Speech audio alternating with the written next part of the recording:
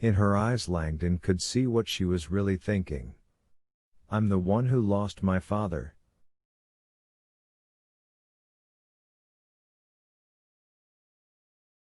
I'm the one who helped build a weapon of mass destruction.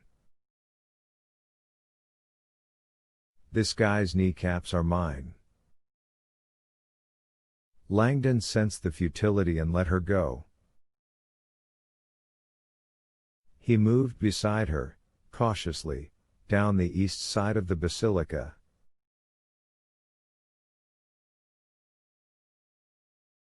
As they passed the first shrouded alcove, Langdon felt taut, like a contestant on some surreal game show.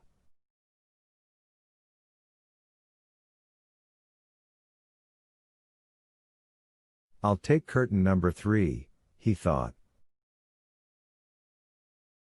The church was quiet, the thick stone walls blocking out all hints of the outside world.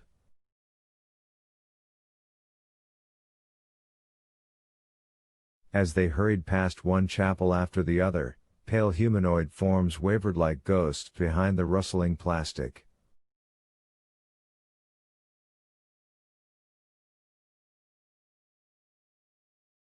Carved marble, Langdon told himself, hoping he was right.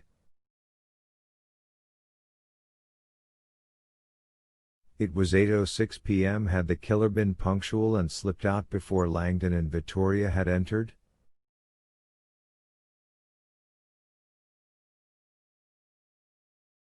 Or was he still here? Langdon was unsure which scenario he preferred. They passed the second apse, ominous in the slowly darkening cathedral.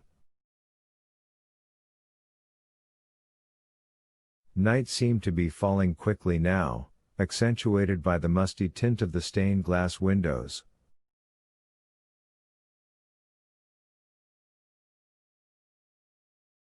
As they pressed on, the plastic curtain beside them billowed suddenly, as if caught in a draft.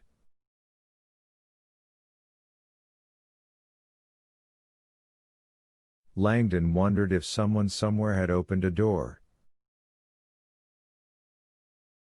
Victoria slowed as the third niche loomed before them.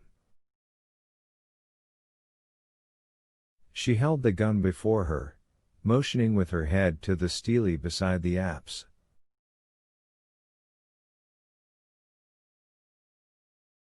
Carved in the granite block were 2 words. Capella Chigi? Langdon nodded. Without a sound they moved to the corner of the opening, positioning themselves behind a wide pillar.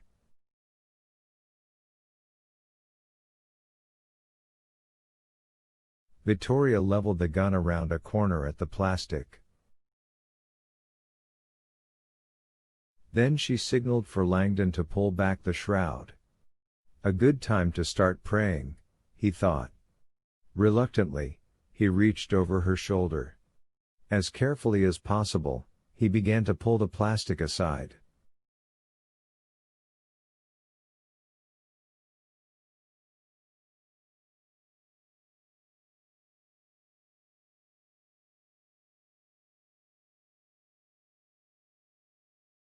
It moved an inch and then crinkled loudly.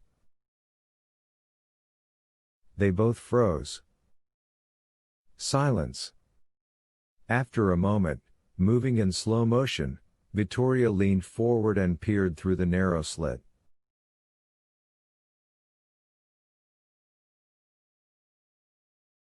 Langdon looked over her shoulder. For a moment, neither one of them breathed. Empty, Victoria finally said, lowering the gun. We're too late. Langdon did not hear. He was in awe, transported for an instant to another world. In his life, he had never imagined a chapel that looked like this. Finished entirely in chestnut marble, the Chigi Chapel was breathtaking. Langdon's trained eye devoured it in gulps. It was as earthly a chapel as Langdon could fathom, almost as if Galileo and the Illuminati had designed it themselves.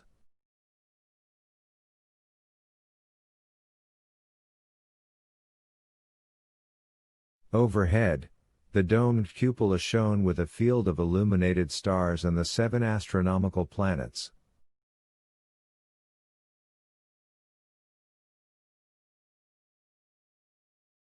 Below that the 12 signs of the zodiac, pagan, earthly symbols rooted in astronomy.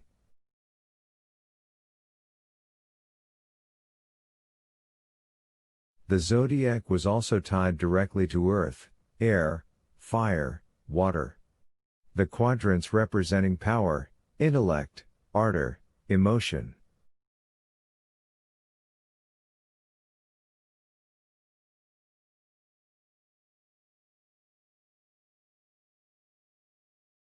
Earth is for power, Langdon recalled.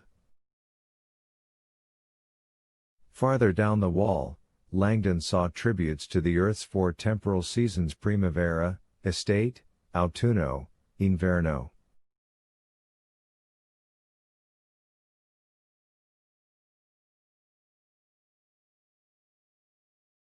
But far more incredible than any of this were the 2 huge structures dominating the room.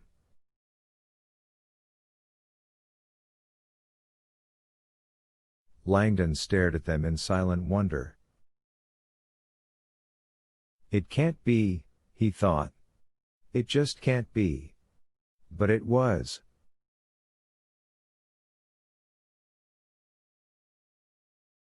On either side of the chapel, in perfect symmetry, were 2 10-foot-high marble pyramids.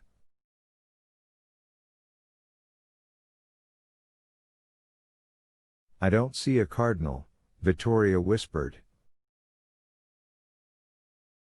"Or an assassin." She pulled aside the plastic and stepped in. Langdon's eyes were transfixed on the pyramids. What are pyramids doing inside a Christian chapel? And incredibly, there was more. Dead center of each pyramid, embedded in their anterior facades, were gold medallions. Medallions like few Langdon had ever seen. Perfect ellipses.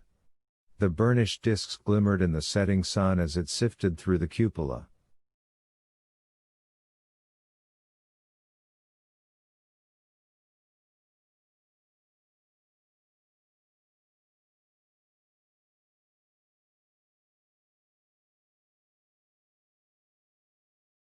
Galileo's ellipses?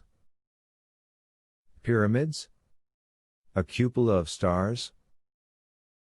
The room had more Illuminati significance than any room Langdon could have fabricated in his mind.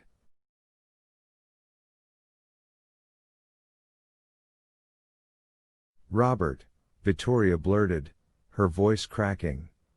"Look."